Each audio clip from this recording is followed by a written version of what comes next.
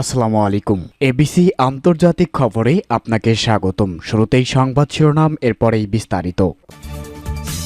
জানিয়ে দিব এই মুহূর্তে পাওয়া সর্বশেষ আপডেট আন্তর্জাতিক সংবাদ। শুরুতেই শিরোনাম। চরম চ্যালেঞ্জিং সময়ে জেনারেল সোলাইমানি ইরাকের পাশে দাঁড়িয়েছিলেন, ইরাকি প্রধানমন্ত্রীর কৃতজ্ঞতা স্বীকার।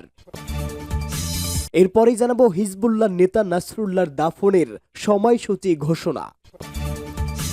এদিকে ইউক্রেনে শতাধিক ড্রোন হামলা চালালো রাশিয়া। পরেই জানাবো প্রতিরোধ আন্দোলন দমে যায়নি, আরও বেশি শক্তিশালী হয়েছে এবং যে কোনো সময় প্রতিশোধমূলক হামলা চালানো হবে বলে শেখ নাইম কাশেমের হুঁশিয়ারি। এবং সর্বশেষ জানাবো ইসরায়েলের হামলায় গাজায় নিহত আরও 88 ফিলিস্তিনি। এতক্ষণ শুনছিলেন সংবাদ শিরোনাম, এবারে বিস্তারিত। চরম চ্যালেঞ্জিং সময়ে জেনারেল সোলাইমানি ইরাকের পাশে দাঁড়িয়েছিল, ইরাকি প্রধানমন্ত্রীর কৃতজ্ঞতা স্বীকার। ইরাকের প্রধানমন্ত্রী মোহাম্মদ শিয়া আল সুদানি বলেছে, চরম একটা চ্যালেঞ্জিং সময়ে সন্ত্রাসবাদ বিরোধী লড়াইয়ের কিংবদন্তি commander lieutenant general Qasem Soleimani ইরাকি জনগণের পাশে দাঁড়িয়েছিলেন। জেনারেল সোলাইমানি ও ইরাকের পপুলাইজেশন ইউনিটের second in commander Abu Mahdi al মুহাদ্দিসের শাহাদাতের পঞ্চম বার্ষিকী উপলক্ষে গতকাল রাজধানী বাগদাদে আয়োজিত এক অনুষ্ঠানে বক্তৃতা করার সময় কথা বলেন ইরাকি প্রধানমন্ত্রী। তিনি বলেন, আজকের এই অনুষ্ঠান গুরুত্বপূর্ণ দুই ব্যক্তির প্রতি সম্মান জানানোর একটা বড় সুযোগ এনে দিয়েছে। তিনি জোর দিয়ে বলেন, উগ্র সন্ত্রাসী গোষ্ঠী দায়েশের বিরুদ্ধে লড়াইয়ে জেনারেল সোলাইমানি এবং আল মুহাদ্দিস অত্যন্ত গুরুত্বপূর্ণ ভূমিকা পালন করেছিলেন। তিনি আরো বলেন, জেনারেল সোলাইমানি ও আল মুহাদ্দিস অত্যন্ত কঠিন সময়ে ইরাককে রক্ষা করার জন্য সমস্ত ফ্রন্টে দাঁড়িয়ে লড়াই করেছেন। ইরাক এবং মধ্যপ্রাচ্যকে রক্ষা করার জন্য সর্বোচ্চ ধর্মীয় নেতার ফতোয়া তাদেরকে উদ্ভূত করেছিল। ইরাকি প্রধানমন্ত্রী দৃঢ় প্রত্যয় ব্যক্ত করে বলেন, কোনো উৎসাহ থেকেই ইরাকের বিরুদ্ধে নতুন করে আগ্রাসন চালানো হোক না কেন, তা মোকাবেলার জন্য তার দেশ সম্পূর্ণ প্রস্তুত রয়েছে। দেশের সশস্ত্র বাহিনী মাতৃভূমির নিরাপত্তা রক্ষা করতে পুরোপুরি সক্ষম। ইরাকের পপুলার মোবিলাইজেশন ইউনিটকে শক্তিশালী করা এবং সংগঠনটির প্রতি সমর্থন দেওয়ার ব্যাপারে সরকার বিশেষ অগ্রাধিকার দিচ্ছে বলেও তিনি জানান। হিজবুল্লাহ নেতা হাসান নাসরুল্লাহর দাফনের সময়সূচি ঘোষণা। হিজবুল্লাহর সাবেক মহাসচিব সৈয়দ হাসান নাসরুল্লাহর লাশ দাফন করার সময় এবং স্থান সম্পর্কে আনুমানিক সময়সূচি ঘোষণা করা হয়েছে। লেবাননের সশস্ত্র গোষ্ঠীর কমিউনিকেশন এবং কোঅর্ডিনেশন কমিটির প্রধান এই ঘোষণা দেন। হিজবুল্লাহর শীর্ষ কর্মকর্তা ওয়াফিব সাফা বলেছে, হিজবুল্লাহর সেক্রেটারি জেনারেল সৈয়দ হাসান নাসরুল্লাহর দাফন অনুষ্ঠান চলমান 60 দিনের যুদ্ধবিরতি শেষেই আয়োজিত হবে। লেবানন সরকারের আহ্বানে এই মধ্যস্থতায় ইসরায়েল ও হিজবুল্লাহর মধ্যে এই যুদ্ধবিরতি চলছে। গত 27 নভেম্বর আন্তর্জাতিক মধ্যস্থতায় ইসরায়েল ও লেবাননের মধ্যে এই যুদ্ধবিরতি কার্যকর হয়। সেই অনুযায়ী আগামী 25 জানুয়ারি শেষ হবে 60 দিনের এই যুদ্ধবিরতি। ওয়াফিক সাফা রোববার এই ঘোষণা দেন। তখন তিনি হাসান নাসরুল্লাহ নিহতের স্থানটি পরিদর্শন করছিলেন। বর্বর ইসরায়েলি বাহিনী যেখানে তাকে হত্যা করেছিল। বৈরুতের দাহিয়া উপকণ্ঠে দাঁড়িয়ে কথা বলতে গিয়ে সাফা নিশ্চিত করেন যে নাসরুল্লাহর উত্তরসূরি হাশেম সাফিউদ্দিনের দাফনের জন্য প্রস্তুতি চলছে, যাকে কয়েকদিন পরই হত্যা করা হয়েছিল। ওয়াফিক সাফা এ সময় হুঁশিয়ারি দিয়ে বলেন, হিজবুল্লাহ যে কোনো হামলার মুখে যেভাবে প্রয়োজন মনে করবে সেভাবেই প্রতিক্রিয়া জানাতে প্রস্তুত। দখলদার ইসরায়েলি সরকার 2024 সালের 27 সেপ্টেম্বর নাসরুল্লাহকে দাহিয়া উপকণ্ঠের ভূগর্ভে অবস্থিত কার্যালয়ে থাকা অবস্থায় ভারী বোমা বর্ষণ করে হত্যা করে। তারপরে হাশেম সাফিউদ্দিনকেও হত্যা করা হয়। বর্তমানে দক্ষিণ লেবাননে যুদ্ধবিরতি চলছে। নভেম্বরের শেষ দিকে কার্যকর হয় এই যুদ্ধবিরতি চুক্তি। ইসরায়েল ও লেবাননের প্রতিরোধ গোষ্ঠী হিজবুল্লাহর মধ্যে 13 মাসের সংঘর্ষ শেষ করতে বলা হয়েছিল। যদিও 40 দিনের মধ্যেই ইসরায়েল 379 বার এই চুক্তি লঙ্ঘন করেছে বলে অভিযোগ তুলেছে লেবানিজ সরকার ও হিজবুল্লাহ। ইসরায়েলি সেনাবাহিনী এই যুদ্ধবিরতি লঙ্ঘনের ঘটনায় লেবাননের অন্তত 32 জন নিহত এবং 39 জন আহত হয়েছেন।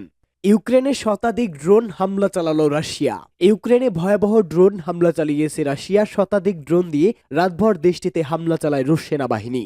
এক প্রতিবেদনে এই তথ্য জানিয়েছে তুরস্কের বার্তা সংস্থা আনাদুলু এজেন্সি। ইউক্রেনের প্রেসিডেন্ট ভ্লাদিমির জেলেনস্কি জানিয়েছে, রাশিয়া 103টি ইরান নির্মিত শাহেদ মানুষবিহীন আকাশযান দিয়ে ইউক্রেনে হামলা চালিয়েছে। সামাজিক যোগাযোগ মাধ্যম এক্সে জেলেনস্কি বলেন, প্রায় প্রতিদিনই আমরা রাশিয়ান ক্ষেপণাস্ত্র এবং ড্রোনের বিরুদ্ধে আমাদের আকাশ প্রতিরক্ষা ব্যবস্থা শক্তিশালী করেছি। গতরাতে রাশিয়া 103টি শাহেদ ড্রোন দিয়ে আক্রমণ করেছে, যাতে 8,755টি এমন উপাদান রয়েছে যা বিদেশে তৈরি। এর আগে গত সপ্তাহে রাশিয়া বিশ্বের বিভিন্ন দেশ থেকে প্রাপ্ত 50,000-এর বেশি নিষিদ্ধ উপাদান ব্যবহার করে 360টির বেশি আক্রমণকারী ড্রোন, প্রায় 740টি গাইডেড এরিয়াল বোমা এবং বিভিন্ন ধরনের প্রায় 50টি ক্ষেপণাস্ত্র মোতায়েন করেছে বলেও জানিয়েছেন তিনি। জেলেনস্কি বলেন, বিদেশি উপাদানগুলো সরবরাহ শৃঙ্খলা নিষেধাজ্ঞার চাপ অপর্যাপ্ত রয়েছে। রাশিয়া তার প্রয়োজনীয় উপাদান এবং উৎপাদন সরঞ্জামগুলো হাতে পেয়েই চলছে এবং সেগুলো ইউক্রেনকে আতঙ্কিত করার জন্য ব্যবহৃত অস্ত্রগুলোতে ব্যবহার করছে। এদিকে রুশ প্রতিরক্ষা মন্ত্রণালয় জানিয়েছে, রাশিয়ান সামরিক বাহিনী 61টি ইউএভি গুলি করে ভূপাতিত করেছে, যার মধ্যে রোস্তভ অঞ্চলে 37টি, বোরোনস্ক অঞ্চলে 20টি, ভোরোনিজ অঞ্চলে 2টি এবং বেলগোরোদ ও ওরিওল অঞ্চলে 1টি করে ড্রোন ধ্বংস করা হয়েছে। লেবাননের ইসলামী প্রতিরোধ আন্দোলন হিজবুল্লাহর মহাসচিব শেখ নাইম কাশেম, সন্ত্রাস বিরোধী সংগ্রামের অগ্রনায়ক জেনারেল কাশেম সোলাইমানি এবং আবু মাহদি আল মুহাদ্দিসের শাহাদাতের 5ম বার্ষিকী উপলক্ষে এক ভাষণে বলেছেন, প্রতিরোধ অব্যাহত থাকবে এবং যে কোনো প্রতিরোধের নেতৃত্বই ঠিক করে কখন কিভাবে প্রতিরোধ গড়ে তোলা হবে, প্রতিরোধের পদ্ধতি কেমন হবে এবং যেসব অস্ত্র রয়েছে সেগুলো কিভাবে ব্যবহার করা হবে। লেবাননের হিজবুল্লাহর মহাসচিব বলেছেন, কেউ কেউ বলছে প্রতিরোধ সংগ্রাম পিছু হটেছে, কিন্তু প্রতিরোধ একটি শক্তিশালী বিশ্বাস। এটি শক্তিশালী হচ্ছে এবং শিকড় আরো গভীরে গেঁথে দিচ্ছে। শেখ নাইম কাশেমের বক্তব্য বিশ্ব মিডিয়ায় ব্যাপকভাবে প্রতিফলিত হয়েছে। এই প্রসঙ্গে রাই আল ওয়াইম পত্রিকা লিখেছে, নাইম কাশেমের বক্তৃতায় ইসরায়েল মর্মাহত। তার বক্তব্যে স্পষ্ট, হিজবুল্লাহ পিছপা হবে না। কিন্তু কে এই নাইম কাশেম, যিনি সৈয়দ হাসান নাসরুল্লাহ শাহাদাতের পর লেবাননের হিজবুল্লাহর মহাসচিব হয়েছেন?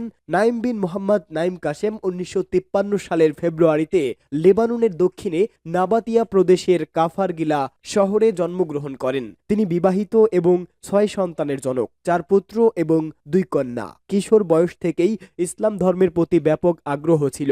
নিয়মিত ইসলামী বই অধ্যয়ন করতেন। তার বয়স যখন 18 বছর, তখন তিনি অন্যদের জন্য ধর্মীয় ক্লাসের আয়োজন করেন এবং মসজিদে প্রতি সপ্তাহে শিশু ও কিশোরীদের ধর্মীয় বিষয়ে শিক্ষা দিতেন। কেবল ইসলামী জ্ঞান ও শিক্ষার প্রতি শেখ নাইম কাশেমের আগ্রহ ছিল এমনটা নয়, রসায়ন শাস্ত্রের প্রতিও তিনি আগ্রহী ছিলেন। নাইম কাশেম লেবানিজ ইউনিভার্সিটি থেকে ফরাসি ভাষায় রসায়নে স্নাতক ডিগ্রি লাভ করেন এবং 1977 সালে তিনি এই বিশ্ববিদ্যালয় থেকে রসায়নে স্নাতকোত্তর ডিগ্রি অর্জন করেন। তারপর তিনি শিক্ষকতা শুরু করেন এবং 6 বছর সরকারি মাধ্যমিক স্কুলে শিক্ষক হিসেবে কাজ করেন। বিশ্ববিদ্যালয়ে পড়াশোনার পাশাপাশি নাইম কাশেম লেবাননের ধর্মীয় শিক্ষা, কেন্দ্রীয় ধর্মতত্ত্ব নিয়ে পড়াশোনা করেন। ইসরায়েলের হামলায় গাজায় নিহত আরও 88 ফিলিস্তিনি। ফিলিস্তিনের অবরুদ্ধ গাজা উপত্যকায় ইসরায়েলের অব্যাহত হামলায় আরও 88 ফিলিস্তিনি নিহত হয়েছে। এর ফলে 2023 সালের অক্টোবর থেকে চলমান এই হামলায় নিহতের মোট সংখ্যা 45,805 জনে পৌঁছেছে। আহত হয়েছেন আরও লক্ষাধিক মানুষ। এক প্রতিবেদনে এই তথ্য জানিয়েছে বার্তা সংস্থা আনাদুলু। গাজার স্বাস্থ্য মন্ত্রণালয় জানিয়েছে, ইসরায়েলি বাহিনীর অবিরাম আক্রমণে গত 24 ঘন্টায় আরও 88 জন নিহত এবং 208 জন আহত হয়েছেন। আহতদের মধ্যে অনেকের অবস্থা আশঙ্কাজনক। এছাড়া বহু মানুষ এখনও ধ্বংসস্তূপের নিচে এবং রাস্তায় আটকা পড়ে রয়েছেন। উদ্ধারকারীরা সেখানে পৌঁছানোর চেষ্টা করলেও কাজটি অত্যন্ত কঠিন হয়ে পড়েছে। স্বাস্থ্য মন্ত্রণালয়ের বিবৃতিতে আরও জানানো হয়েছে, গাজার ধ্বংস হওয়া বাড়িগুলোর ধ্বংসস্তূপের নিচে এখনও অন্তত 10,000 মানুষ নিখোঁজ রয়েছেন। জাতিসংঘের নিরাপত্তা পরিষদের যুদ্ধবিরতির দাবি সত্ত্বেও ইসরায়েল তার আক্রমণ বন্ধ করেননি, বরং গাজায় ইসরায়েলের নৃশংস অভিযান অব্যাহত রয়েছে। 7 অক্টোবর হামাসের নজিরবিহীন আন্তঃসীমান্ত হামলার পর থেকেই ইসরায়েল গাজা উপত্যকায় আকাশ ও স্থল হামলা চালিয়ে যাচ্ছে। এই আক্রমণে হাসপাতাল, স্কুল, শরণার্থী শিবির, মসজিদ, গির্জাসহ হাজার হাজার স্থাপনা ধ্বংস হয়েছে। গাজার প্রায় 20 লাখ মানুষ তাদের বাড়ি ঘর ছাড়তে বাধ্য হয়েছেন। জাতিসংঘের তথ্য, ইসরায়েলের আক্রমণের কারণে প্রায় 85% বাসিন্দা বাস্তুচ্যুত হয়েছেন। খাদ্য, বিশুদ্ধ পানি ও ঔষধের চরম সংকটে থাকা গাজাবাসী বর্তমানে চরম মানবিক সংকটে ভুগছেন। অবরুদ্ধ এই অঞ্চলের 60% অবকাঠামো ইতোমধ্যেই ধ্বংস বা ক্ষতিগ্রস্ত হয়েছে।